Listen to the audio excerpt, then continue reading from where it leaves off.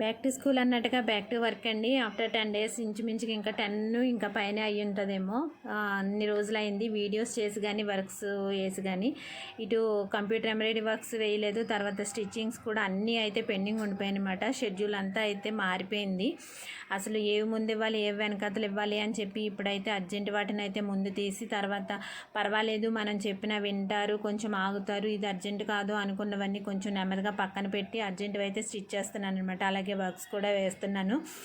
So ఇంకా blouses అయితే cutting వాటి కోసం అని చెప్పేసి ఫాల్ లైనింగ్లు అవి వాష్ చేసి ఇంకా కటింగ్లు అవి చేసి అన్నీ సెట్ చేసుకుంటున్నాను అనమాట.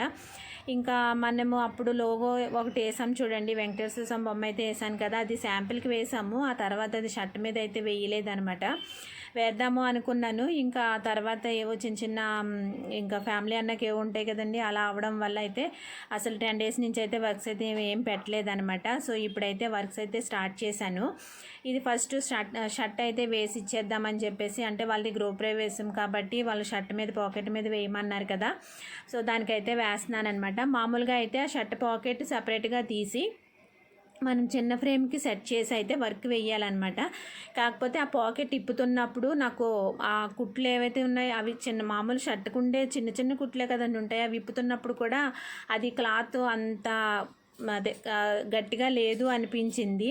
కొంచెము మనము ఫ్రేమ్కి సెట్ చేసి గట్టిగా తీస్తే లాగి పెట్టినట్టు వేస్తే దాని తర్వాత ఈ జరీ థ్రెడ్ అది వాడినప్పుడు చిరిగిపోతుందేమో అనిపించింది అనమాట.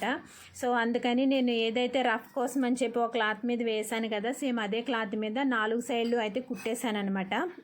కుట్టేసి దాని మీద డిజైన్ అయితే వేస్తున్నాను. ఇది అయిపోయిన తర్వాత మనం ఏంటంటే ఎక్స్ట్రా ఉన్న క్లాత్ అయితే కట్ చేసి అయితే తీసేసుకోవచ్చు అనమాట.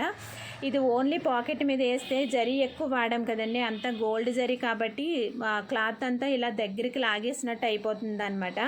అదే ఓన్లీ పాకెట్ అంటే ఓన్లీ గోల్డ్ మన షర్ట్ పాకెట్ మీద కనుక వేస్తే ఇంకా దగ్గరకు వచ్చేస్తుంది అనమాట. పాకెట్ అయితే పాడవుతుంది అనిపించింది.